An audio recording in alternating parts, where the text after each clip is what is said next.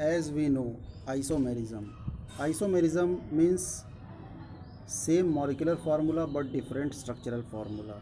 But this isomerism we will discuss in the coordination compound. See, coordination compound exhibits the following types of isomerism, that is structural isomerism. Structural isomerism, in which there are different types of isomerism are there. One is linkage isomer.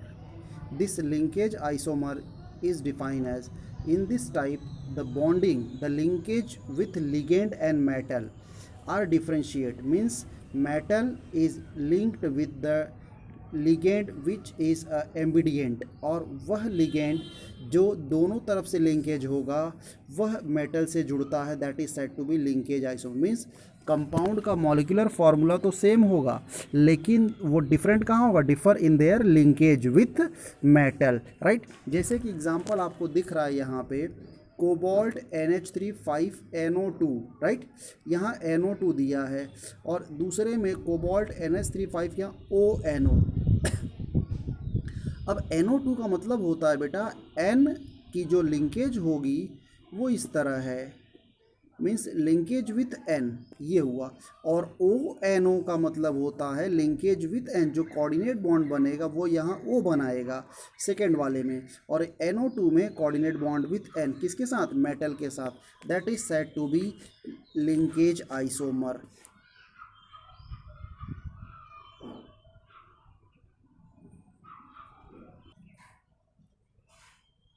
ना linkage isomer के बाद second जो isomer है that is coordinate isomer. अब coordinate isomer में क्या होगा, coordinate isomer में जो सेंट्रल एटम होगा, सेंट्रल एटम और जो लिगेंड होगा, राइट, यहाँ L1 लिगेंड है और यहाँ पे दूसरा सेंट्रल एटम कोबाल्ट ले लिया, यहाँ पे L2, तो अब जो दूसरा कॉम्प्लेक्स होगा वो Cr के साथ L2 आ जाएगा और CO के साथ L1। मतलब ये हुआ कि जो मॉलिक्यूलर फार्मूला सेम होगा लेकिन उसका जो कोऑर्डिनेशन विथ लिगेंड होगा वो क्या होगा, अलग होगा। जैसे कि एग्जांपल दिख रहा है CrNH3 6, यहाँ पे अमोनिया 6 विथ क्रोमियम से जुड़ा हुआ है और कोबाल्ट से साइनाइड जुड़ा हुआ है, बट इन सेकेंड कॉम्प्लेक्स जो है उसमें कोबाल्ट के साथ अमोनिया जुड़ा हुआ है लिंकेज, और यहाँ पे क्रोमियम से cyanide, so that is said to be coordinate isomer. Compound having same molecular formula but they are differentiated by the coordinate bond with the ligand, मतलब ligand को exchange कर दिया है with same central atom, right. फिर इसके बाद आता है आयनाइजेशन आइसोमर। आयनाइजेशन आइसोमर में बस यही होगा कि compound having same molecular formula but they are differ in their ions. Means क्या होगा, सपोज दैट एक कोऑर्डिनेट कंपाउंड है that is metal and ligand, यहाँ पे काउंटर आयन हमने एज अ C लिखा हुआ है या Q कर दिया। अब दूसरा लिगेंड M लिया, L लिया, और ये इसके अंदर हमने क्या किया, यहाँ पे हमने Q कर दिया और काउंटर आयन को चेंज कर दिया। तो बेटा जो लिगेंड और काउंटर आयन वो क्या हुआ, चेंज हुआ, लेकिन यहाँ पे जो बाहर होगा वो काउंटर आयन, जो अंदर हो गया वो secondary valency that is ligand. तो इस तरह से डिफरेंशिएट हो, लेकिन जब मॉलिक्यूलर फार्मूला देखेंगे तो क्या होगा, सेम होगा, राइट। तो इस तरह से हम आयनाइजेशन आइसोमर की बात करते हैं। तो आयनाइजेशन आइसोमर में आपको मैं और बता दूं, इसमें थोड़ा सा और एक एग्जांपल देखो। सपोज दैट मैं कॉम्प्लेक्स की बात कर रहा हूँ, एक एग्जांपल दे रहा हूँ। यहाँ पे मैंने एक कॉम्प्लेक्स दे दिया, ये रहा, यहाँ पे लिखा मैंने CO, यहाँ पे लिखा NH3 को लिख दिया 5, और यहाँ पे लिख दिया SO4, और यहाँ बाहर लिख दिया Br, है ना। तो अब यहाँ पे क्या हुआ, ये कॉम्प्लेक्स है, Br काउंटर आयन है। अब सेकेंड केस में क्या करूँगा मैं, ये same complex, right, everything is same, CO NH3 5, यहाँ पे Br आ जाएगा और बाहर हो जाएगा SO4। मतलब ये हुआ कि यहाँ पे काउंटर आयन आपका SO4 है, यहाँ पे काउंटर आयन Br है, लेकिन दोनों का मॉलिक्यूलर फार्मूला क्या होगा, सेम। तो इसको हम कहते हैं ionisation isomer. They are differentiate by their ion, मतलब वो आयन के बेस पे उसको डिफरेंशिएट करते हैं, राइट, मीन्स काउंटर आयन। अब यहाँ पे फिर आता है fourth and last, that is solvate isomer. Solvate isomer क्या होगा, solvate isomer means what, they are hydrated, these isomer are hydrated, मतलब जो भी कोऑर्डिनेट कंपाउंड होगा ये एग्जिस्ट करेगा विथ वाटर मॉलिक्यूल्स, और वो जो वाटर मॉलिक्यूल्स होंगे वो क्या होंगे, दे आर डिफरेंट, वो अलग अलग होंगे। अब यहाँ पे देखो एग्जांपल दिया है कोबाल्ट H2O6 एंड Cl3। अब Cl3 जो है वो काउंटर आयन है आपका, राइट, और ये वाटर जो है वो लिगेंड है। फिर अब सेकंड में देखो क्या किया है, कोबाल्ट H2O को 4 कर दिया है ना, और Cl2 और एक Cl को बाहर किया बेटा, और 2 वाटर मॉलिक्यूल बाहर रिमूव कर दिया। मतलब क्या हुआ कि Cl को उसने सेकेंडरी वैलेंसी बना दी, दैट इज लिगेंड, और वाटर को प्राइमरी वैलेंसी। ठीक, इस तरह से नंबर ऑफ वाटर मॉलिक्यूल को उसने एक्सचेंज कर दिया विद द काउंटर आयन। अब यहाँ पे क्लोरीन कितने हैं, 3, तो देखो 3 वाटर मॉलिक्यूल बाहर किया यहाँ पे, और तीनों chlorine as a secondary valency, that is ligand. तो इस तरह से ये होता है सॉल्वेट आइसोमर। और सॉल्वेट आइसोमर इसी तरह डिफ्रेंशिएट होता है, और ये जब हम एक्सपेरिमेंटली जब इसको ऑब्जर्व करते हैं तो they are differentiate on the basis of colour. इसके कलर में चेंजेस आता है जब वाटर मॉलिक्यूल चेंज होगा काउंटर आयन से लिगेंड या लिगेंड से काउंटर आयन। क्लियर?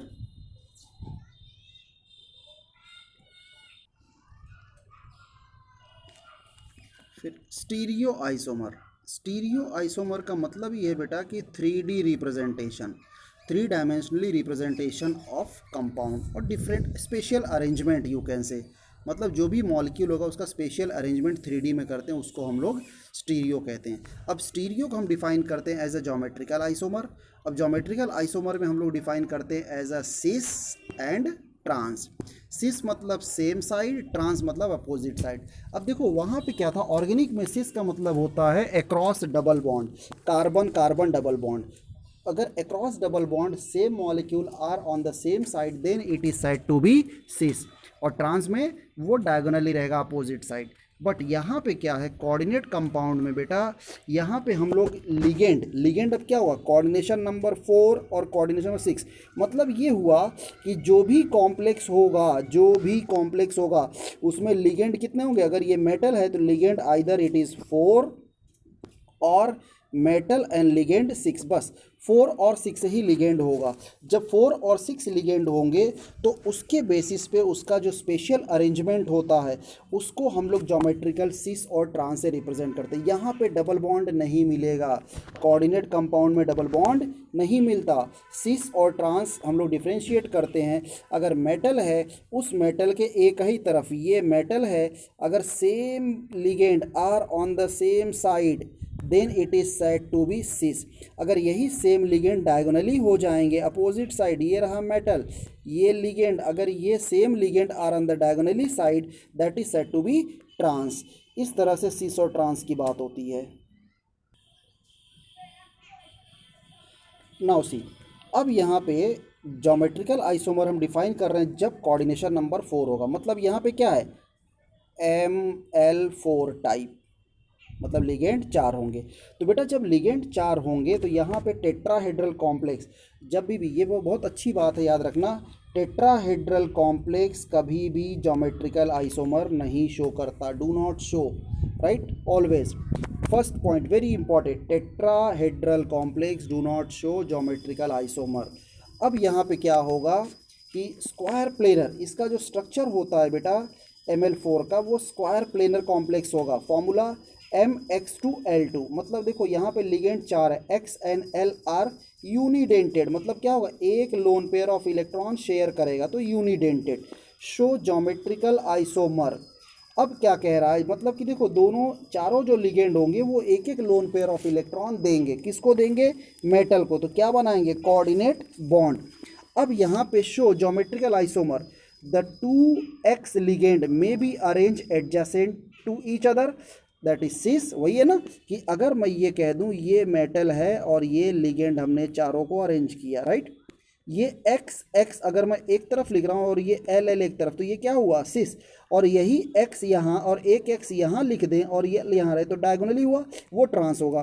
तो हमेशा जो होता है टेट्राहेड्रल कॉम्प्लेक्स में जब लिगेंड 4 होंगे, मतलब 4 होने चाहिए, उसमें क्या 2 सेम होगा और दोनों सेम एक तरफ होगा, then it is said to be cis, otherwise it is trans. तो ये स्पेशल अरेंजमेंट, अगर एडजेसेंट है तो सिस नहीं तो ट्रांस। फिर इसके बाद अब square planar complex of type. अब यहाँ पे क्या है, यहाँ पे हमने चारों को डिफरेंट कर दिया, चारों लिगेंड, मतलब MABXL चारों जो लिगेंड है बेटा ये यूनिडेंटेड है। अब ये क्या शो करेगा, ये शो करेगा 3 आइसोमर, इसमें 2 सिस होंगे और एक ट्रांस होंगे। अब सिस और ट्रांस को अरेंजमेंट जो हमेशा याद रखना, जब भी चारों डिफरेंट डिफरेंट लिगेंड होगा, जब भी 4 डिफरेंट लिगेंड होंगे तो उसमें 3 आइसोमर शो करेगा, 2 सिस होगा और एक सिर्फ ट्रांस होता है। तो उस अरेंजमेंट को आपको जानना चाहिए कि सिस और ट्रांस मतलब सेम साइड और वो अपोजिट साइड। तो अब यहाँ पे जो MABXL है, यहाँ पे 3 आइसोमर होगा, 2 सिस और एक ट्रांस। ये आपको याद करना, देखो ये फॉर्मूला दिया है, प्लेटिनम, अमोनिया, Br, क्लोरीन और ये पायरिडीन। तो ये सब जो है बेटा, ये चारों डिफरेंट लिगेंड है। इसका जब अरेंजमेंट करते हैं तो यहाँ पे हमें 2 सिस मिलता है और एक ट्रांस।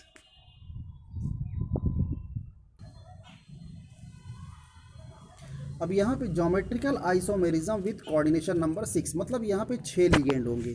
जब 6 लिगेंड होगा तो उसमें क्या होगा, then it is said to be octahedral complex. अब इसमें क्या किया हमने, देखो यहाँ पे MX2L4 मतलब 2 लिगेंड और 4 लिगेंड को सेम कर दिया है। तो अब यहाँ पे which is the 2 ligand, that is X है लिगेंड और दूसरा है L। अब यहाँ पे क्या होगा, ओरिएंटेशन क्या होगा, इसका सिस होगा और ट्रांस ईच अदर दोनों हो जाएंगे, क्योंकि क्या है, सिस मतलब Cl एक तरफ होगा और अमोनिया अमोनिया एक तरफ, और Cl अगर डायगोनली कर दो तो डेफिनेटली दूसरा अमोनिया डायगोनली हो जाएगा, तो वो ट्रांस हो जाता है। तो जब यहाँ पे 2 सेम लिगेंड होंगे तो वहाँ पे आपको सिस और ट्रांस दोनों ही मिलेगा।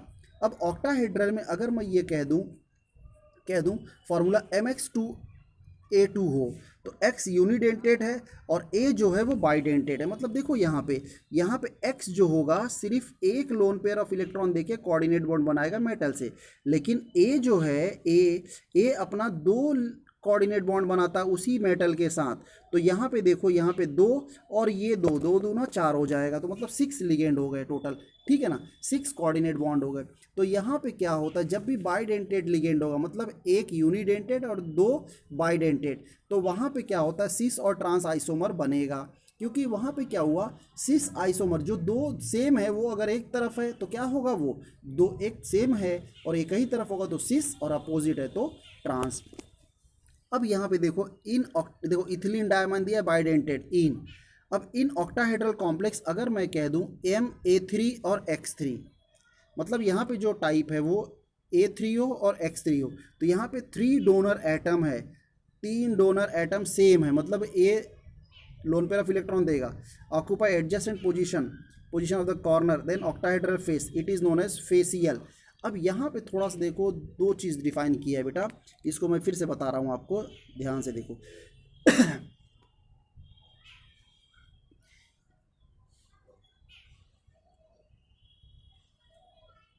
ये देखो यहाँ पे जो ये पार्ट है, यहाँ पे ये MA3 ना, ये रहा M। अब क्या किया है यहाँ पे देखो, ये कोऑर्डिनेट बॉन्ड कोऑर्डिनेट बॉन्ड, ये कोऑर्डिनेट बॉन्ड, ये कोऑर्डिनेट बॉन्ड, ये कोऑर्डिनेट बॉन्ड, ये कोऑर्डिनेट बॉन्ड, ये सारे लिगेंड यहाँ पे ये ए और यहाँ पे L। तो ये जो 3A है, ये 3A बेटा एक ही फेज में है ना, तो इसको हम कहते हैं फेसियल आइसोमर। और यही जब लिगेंड क्या होगा, एक कोई भी अगर लिगेंड को L को हम इधर कर दें और A को यहाँ कर दें तो क्या एक फेज में नहीं होगा, तो जब एक फेज में नहीं होता उसको हम कहते हैं मेरीडायोनल, राइट। जहाँ पे 3 लिगेंड मतलब कि 6 लिगेंड होंगे उसमें 3 सेम होगा, तो उसको जब अरेंजमेंट करते हैं स्पेशल, तो उस अरेंजमेंट में हमें मिलता है फेसियल आइसोमर और एक मिलता है मेरीडायोनल। तो फेसियल जो होगा वो सेम फेज में रहेंगे, मेरीडायोनल जो होगा वो अपोजिट फेज में रहेंगे, राइट। और जब याद रखना बेटा, जब 2 लिगेंड जो 6 लिगेंड अगर यूनिडेंटेड है तो सिस ट्रांस, अगर 2 सेम हो और 2 बाइडेंटेड हो तो भी सिस ट्रांस, और अगर 6 लिगेंड हो जिसमें 3 अलग अलग हो, तीनों मतलब 2 अलग अलग हो, उसको हम कहते हैं फेसियल और मेरीडायोनल। तो इस तरह से ये geometrical isomer with coordination number 6 की बात करते हैं। Is it clear?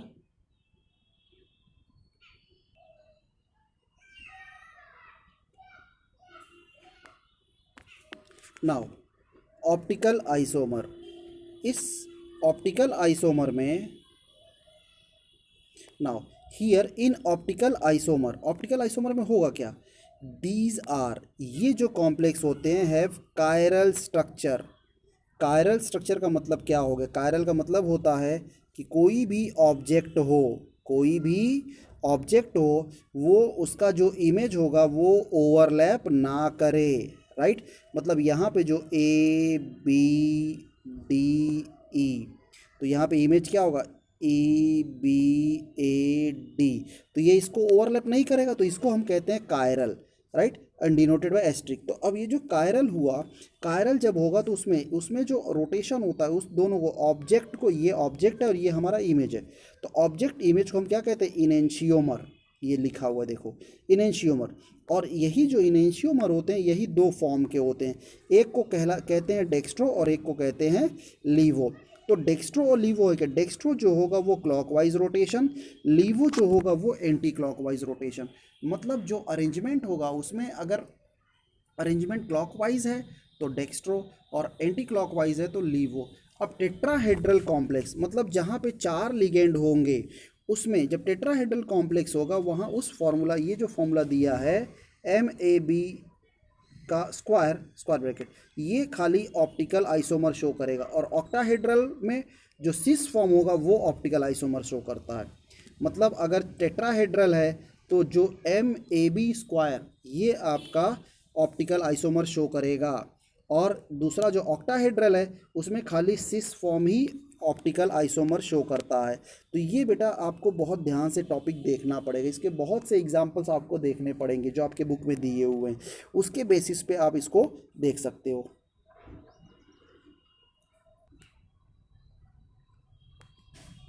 ना अब यहाँ पे जो बॉन्डिंग होती है कोऑर्डिनेशन कंपाउंड उसकी बात करें, ये एक्सप्लेन किया था वर्नर थ्योरी ने।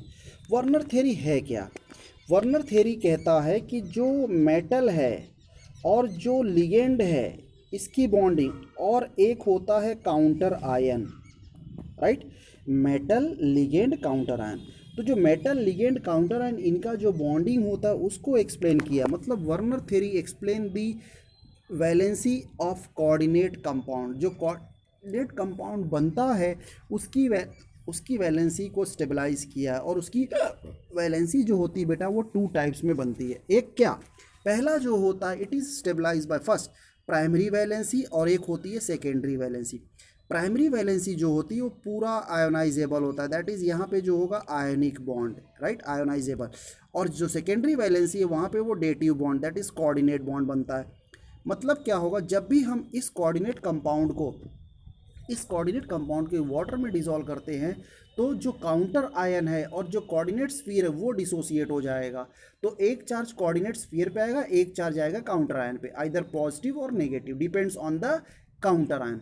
और ऐसे ही, और जितना भी उसका ऑक्सीडेशन नंबर होगा, वही ऑक्सीडेशन नंबर ही मेटल का क्या हैगा, वही उसको आयोनाइजेबल बताता है। और फिर इसके बाद देखिए, मतलब जो ये पार्ट रहा बेटा, ये रहा मेटल और ये रहा लिगेंड, और ये काउंटर आयन। अगर यहाँ पॉजिटिव चार्ज है तो लिगेंड हमारा काउंटर आयन हमारा नेगेटिव होगा। अगर मेटल आयन और लिगेंड मतलब कोऑर्डिनेशन स्फीयर पे नेगेटिव चार्ज है तो काउंटर आयन पॉजिटिव होता है। तो इस तरह से ये हम फाइंड आउट करते हैं। और ये जो है बेटा हमेशा जो चार्ज होगा वो क्या होगा, आइदर पॉजिटिव और नेगेटिव, प्राइमरी वैलेंसी को स्टेबलाइज करता है, राइट। और फिर इसके बाद सेकेंडरी वैलेंसी, जो भी सेकेंडरी वैलेंसी होगी वो क्या होगी, वो सिंपली खाली किस पे डिपेंड है, जितने नंबर ऑफ लिगेंड है, मेटल एंड लिगेंड, बस लिगेंड 4 है, लिगेंड 6 है, वो डिपेंड कर रहा है क्या है, राइट। तो मतलब जितना भी नंबर ऑफ लिगेंड होगा वही कहलाता है कोऑर्डिनेशन नंबर। तो कोऑर्डिनेशन नंबर, और यही होता है सेकेंडरी वैलेंसी।